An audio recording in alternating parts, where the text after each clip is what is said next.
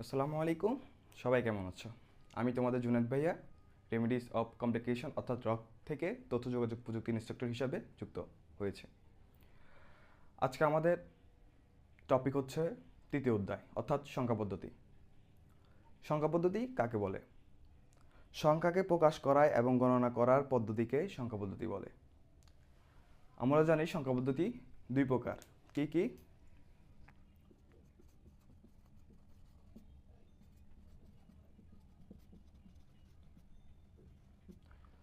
সংখ্যা পদ্ধতি দুই প্রকার। কি কি? পজিশনাল ও নন পজিশনাল।